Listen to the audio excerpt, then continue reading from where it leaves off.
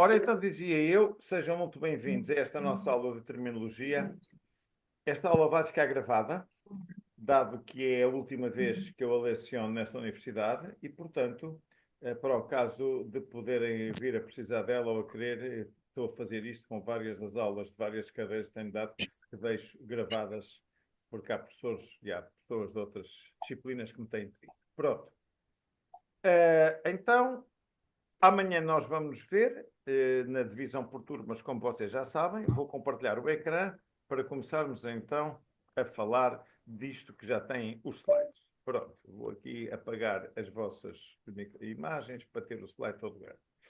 Então vamos hoje fazer uma introdução à terminologia médica e eu vou dar aula naturalmente em português, mas vou começar 3 ou 4 slides inicialmente em inglês e, portanto, os alunos portugueses não saiam, que já vamos voltar ao português, para dar uma pequena palavra aos estrangeiros e aos paquistaneses que estão nesta cadeira e já regressarei à aula em português. So, good morning to the Pakistanis and other immigrated or foreign students we have here. And although it is a course in Portuguese, just a forward in English due to those students we have. Although, as you are going to see, terminology doesn't matter if it is medical or any other one, can be done and taught in any languages because the roots of the words coming from Greek or Latin are pretty much the same, no matter the language we are speaking. So, student, you may, but you don't have to take the whole class after the 3 or 4 slides. Then you are going to be submitted to an academic evaluation of a similar level of difficulty of the Portuguese students. The Portuguese will be in English, not yet, but with a degree of a similar degree of difficulty. As I'm going to ask a similar degree and deepness of knowledge for all, obviously the study references and the books you are going to study, they are different from the Portuguese students because the book I'm going to recommend it, written by me, it is in Portuguese. So I'm going to give you specific English references in order you can study. Well, medical terminology, as you are going to see in the Portuguese in a minute or two, relates with the use of prefixes and suffixes together with some roots to build words, either medical words or in other sciences. There are lots and lots of books about this issue, and so it is not a difficult task for you. You have, even in the internet, lots of places where to study. And one of the courses I like to recommend in English is the Terminator. You have here the reference. I'm going, even if you want, I'm going to send you to put in the internet this article where, explained in English, you can understand the formation of the medical terms. Therefore, what are the main goals of this unit? And I think this will be the last English slide. First of all, become aware of the pros and cons of medical and biomedical language. Obviously, the pros are much more than the cons. Otherwise, it wouldn't be worthy to make this kind of classes. Second goal, to understand the composition of medical terms based on the meaning of their prefixes and suffixes.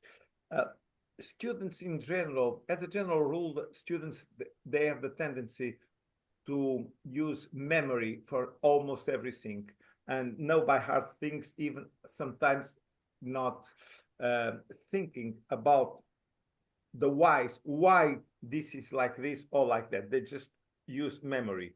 And if you are going to know and learn lots of new words, it's much better and much easier for your memory to avoid to use only the memory, but especially to understand the formation of the words. Third goal,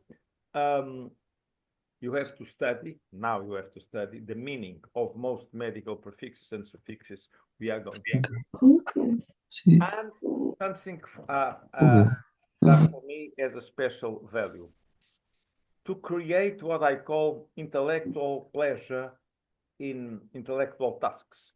I like to give people, it's a tool I call mental gymnastics, mental fitness. That is the habit of deducting the meaning of terms, even if I don't have yet studied them, just based on what prefix and what suffix is appearing on that word. And last goal, to understand when this medical specific language shall be used or not, depending on health literacy of people. So, since this moment, you can follow our course, but as I'm going to speak in Portuguese, you don't have to. Então, voltando aqui a falar para os alunos portugueses, nós vamos dividir esta nossa aula nestes 4 tópicos e, como eu disse, a aula está a ser gravada, mas por uma questão de facilidade de vosso trabalho a ver os vídeos, para que os vídeos não sejam extraordinariamente extensos, eu vou, à medida que passo cada tópico, faço uma pausa, vocês podem se levantar 5 minutinhos, também vou buscar um café, ponho a gravar, que é o tempo dela a gravar, e, portanto, são 4, ou pelo menos 3 mini vídeos a propósito destes tópicos, para não ficar um vídeo de 1h30 e terem vídeos mais úteis de usar. Então comecemos pelo princípio.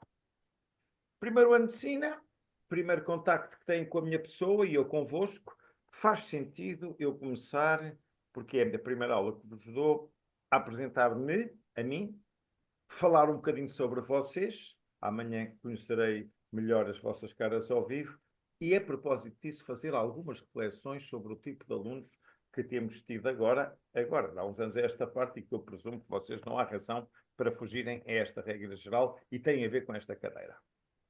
Portanto, eu sou médico, obviamente, algo que falta na nossa faculdade num curso de medicina. Tenho estas 2 especialidades que aqui diz.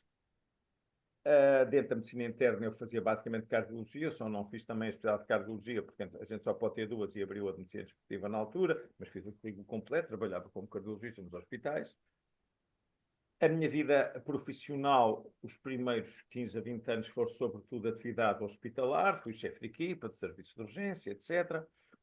E a pouco e pouco eu saí da vida hospitalar para me dedicar à parte da medicina ambulatória, dado que eu estava muito ligado depois à parte da alimentação, do exercício físico, do controle de peso, da obesidade. No fundo, são estas basicamente as minhas áreas de interesse que eu fui passando, a diabetes, etc.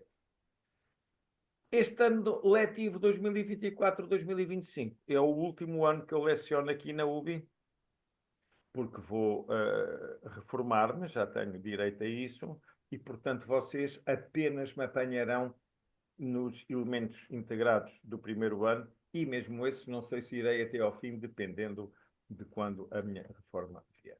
Sempre tive, desde sempre, desde o início da minha atividade clínica, atividade docente, eu gosto muito de dar aulas, sinto que é uma coisa que eu faço com alguma apreciação da parte das pessoas que as têm, e fui sempre dando aulas em paralelo com a atividade clínica. A nível da UBI, que é o que vos interessa, porque a minha vida é basicamente em Lisboa, não em Lisboa, mas perto de Lisboa, e trabalho em Lisboa, portanto, a minha zona não é a Beira, é aqui embaixo, amanhã é que irei aí, a nível pessoal, familiar e profissional, e portanto aí na Covilhã, eu sou professor da UBI, basicamente, tive mais, agora já está praticamente a extinguir-se, criei um serviço que dirigi no hospital, no fundo que era um serviço onde os médicos nos enviavam os doentes para nós lhes fazermos programas de alimentação e de atividade física adequados às suas doenças. Na UBI, o que é que eu tenho dado? Esta terminologia ao primeiro ano, dei, ainda dou, 2 blocos, o cardiorrespiratório e o endócrino metabólico, como viram pelo meu perfil médico, os mais relacionados com a minha medical expertise no segundo ano. Uma cadeira também de que sou regente, que é a tal Nutrição e Atividade Física e Medicina no quarto ano, vocês já não a apanharão, apesar de estarem as aulas gravadas. Quero-vos dizer que esta cadeira, agora só por uma questão de conversa, em que estamos a apresentar, recebeu uma menção, um louvor público da Organização Mundial de Saúde como exemplo de boas práticas da universidade, porque falta imenso nos cursos de medicina a formação em nutrição e em atividade física. A Nova, onde eu também tenho sido docente convidado, também inaugurou isso. Além disso, sou regente de dietoterapia no curso de farmácia no 5º ano e dei, já não dou, não tenho tempo, uma cadeira de prescrição de exercício nas doenças crónicas no curso de desporto da UBI. Portanto, isso eram as minhas coisas aqui, basicamente, na UBI. Agora, falar dos alunos, já chega de falar do professor. Os alunos de hoje são os médicos da manhã. E eu, como toda a vida fui médico e clínico, conforme me apresentei, eu tenho muito mais preocupações médico-assistenciais do que universitárias. A mim o que me interessa é que a população tenha bom atendimento médico. E para isso são precisas um conjunto de coisas, entre as quais as universidades formarem bons profissionais. As minhas preocupações são sobretudo índole clínica e não tanto das universidades. Quem são os alunos de hoje? Em primeiro lugar, são aquilo que eu considero a nata do liceu. Mesmo assim, agora já é as astrofísicas e tal, que passam à frente, evidentemente, mas continuam a ser alunos da nata liceal. Fico banzado com a memória prodigiosa que muitos de vocês apresentam. Depois começo a ficar preocupado. Apesar de vocês serem muitos, vamos fazer uma experiência. Depois de correr mal, voltamos atrás. Se me quiserem interromper, interrompam, já que estão a assistir à aula ao vivo e não estão só a gravar. Essa memória prodigiosa, a vocês às vezes trai-vos, é um bocadinho de traiçoeira para vocês, porque, como eu dizia antes, é tudo à base de marranço e às vezes não treinam quanto deviam a capacidade dedutiva. Cá estamos nós nos objetivos da cadeira. Tem uma grande capacidade de trabalho, senão também não tinham chegado às médias que chegaram, mas simultaneamente, quando eu digo comodistas, isto é, vão pela via do menor esforço. Se eu puder fazer isto com este esforço, escuso de fazer com mais, o que em certa medida é bom. Alguns de vocês, graças a Deus, não todos, nem sequer a maioria, mas muitos de vós, porque se auto-reconhecem estas capacidades, nem sempre são suficientemente humildes na postura de aprendizagem ou de outras coisas. Isto faz com que a vossa geração seja muito diferente da nossa quando eu era aluno e quando me formei. Reparem, de mim para vocês não há uma geração de diferença. Há 1,5, a caminho de 2. Vocês, alunos universitários de primeiro ano, estamos a falar de gente de 18 ou 19 anos, presumo eu, não sei se 20, 18, 19, é por aí, primeiro ano. Ou seja, os vossos pais serão gente de 40, 40 e pico de anos, presumo eu. Eu falo da geração dos vossos pais como essa malta nova. Ou seja, de mim para vocês há uma geração e meia a caminho. Portanto, é muito diferente. Com duas vantagens. A vossa geração é muito mais objetiva, muito mais pragmática e, portanto, muito menos romântica na preparação. O que às vezes pode trazer depois na profissão problemas. Isto é, epá, eu preciso de saber isto e vou estudar e vou-me dedicar, ou é só porque é giro? Se fosse, é giro, é romântico, mas se calhar não preciso. Mas se eu vos conseguir criar o prazer do giro e do prazer do estudo, apesar de pragmático, tanto melhor. E depois há outra coisa, e aí a culpa não é vossa, que é a perda da globalidade da formação médica. Nós vivemos hoje uma medicina, atenção, reparem o título deste slide, alunos de hoje, médicos da manhã. A medicina da manhã e já de hoje é ultra especializada. A ultra especialização, se surgir em tempo devido, é muito necessária e é uma das razões dos fantásticos progressos da medicina.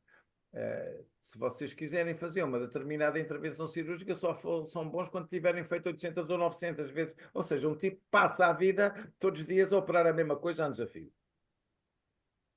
Se esta outra especialização surgir precocemente demais na vossa fase formativa, é péssima para a vossa formação e, portanto, péssima para os doentes, porque pouca gente terá capacidade de ter uma visão global, como eu digo aqui, perda da globalidade na formação médica, e isso, de facto, não é... aumenta os custos, aumenta o tempo que as coisas demoram, etc, etc. Eu ainda queria voltar atrás aqui, que ainda tenho aqui do lado direito. E, portanto, a componente linguística vai entrar aqui. Isto é, não é porque nós vivemos uma geração com conhecimento cada vez mais sofisticado, rebuscado e evoluído, que eu tenho que não casar isto com a cultura humanística.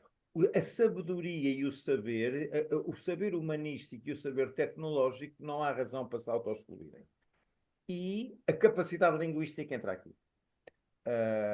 Faz parte da espécie humana, se tiver categoria intelectual, seja em que profissão for, falar bem, exprimir-se bem.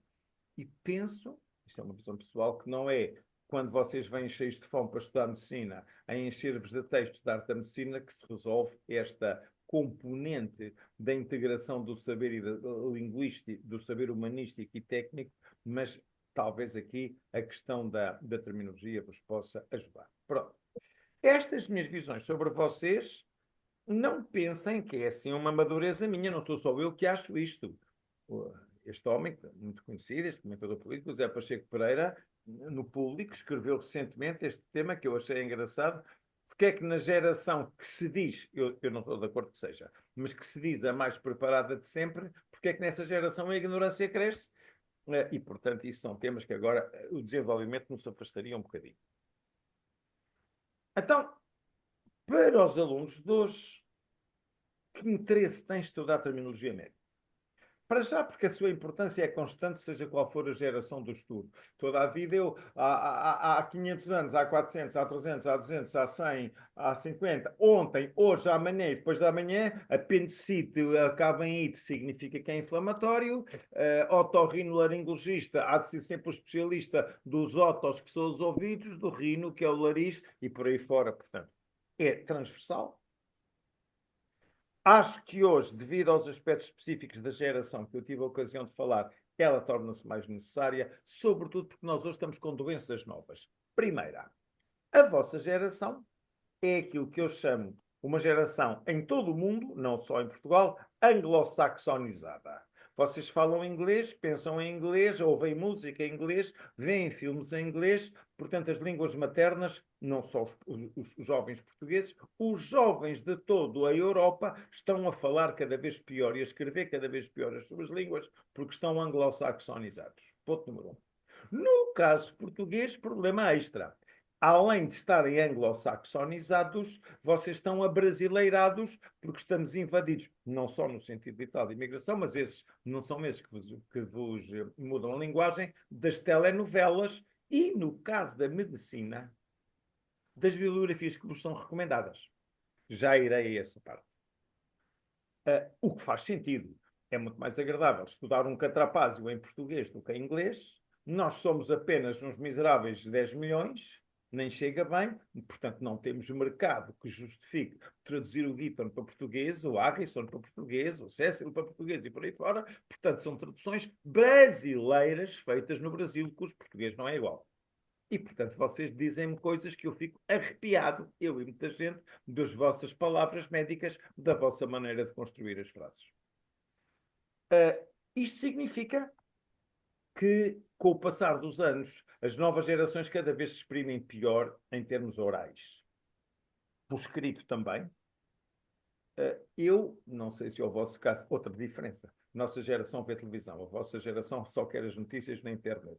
Eu de manhã, eu não me arrependo de gastar algum tempo deste convosco, porque é importante, antes, lá está, de estar a bombardear de matéria, e tenho um livro para ler a matéria, de refletir algumas coisas convosco. Eu de manhã, quando estou a arranjar, antes de sair de casa, estou sempre a ver no primeiro canal, cada hora tenho o canal que escolho, o Bom Dia Portugal. O Bom Dia Portugal tem todos os dias uma rubrica que é um teste de português. Vai um jornalista para a rua e entrevista as pessoas, como é que se diz.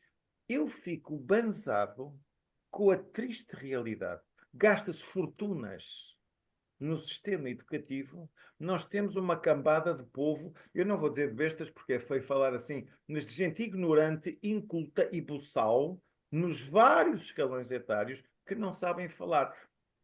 As pessoas perderam o treino de se exprimir bem. Ora, isso significa perda de categoria.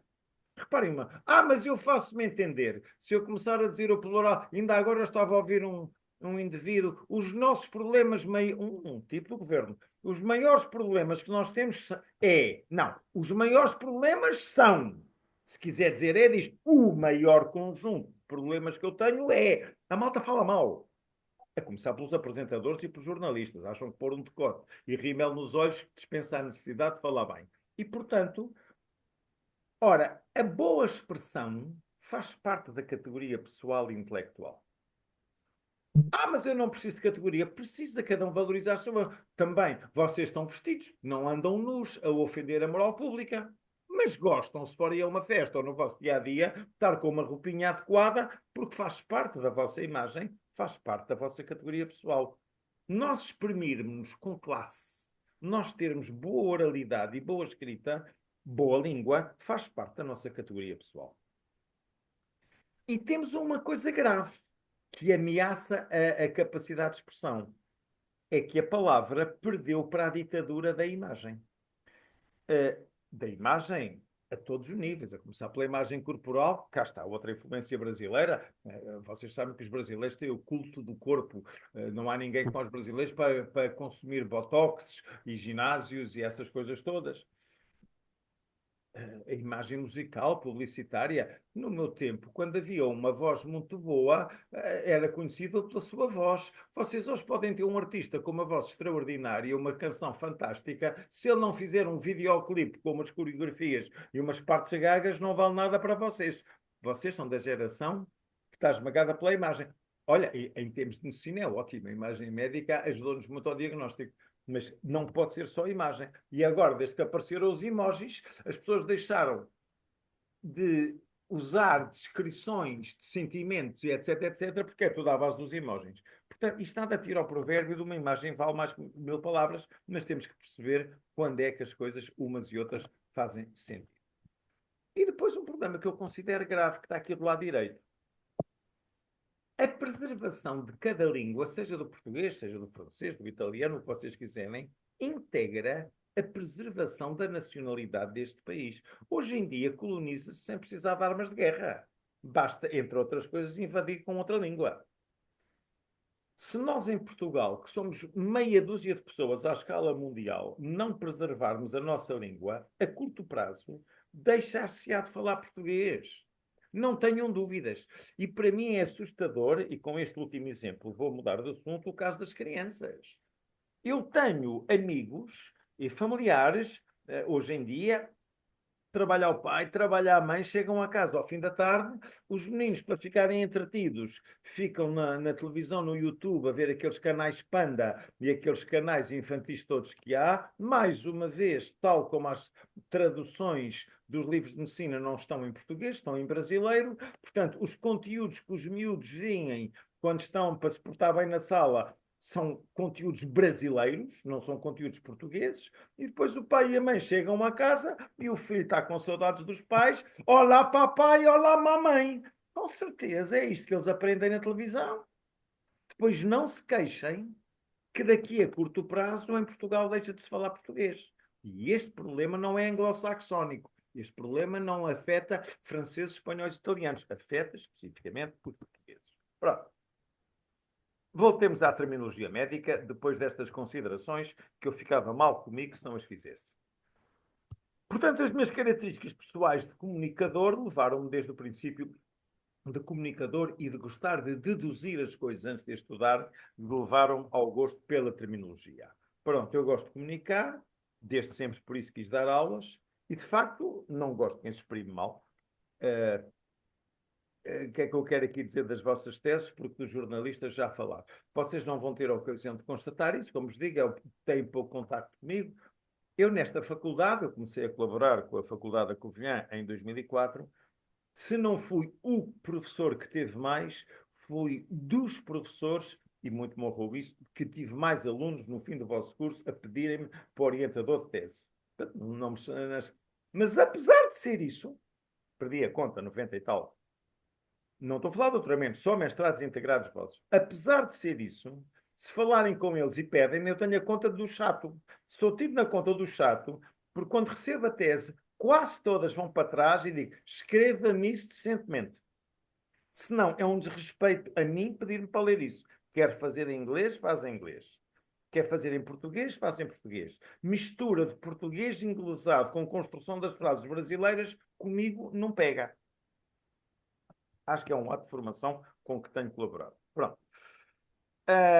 E então, depois, segunda razão que eu gostei da terminologia, não suporto maus tratos à língua, é evidente, já tive a ocasião, já falei da categoria intelectual, e outra coisa, eu sou um acérrimo defensor da literacia de saúde.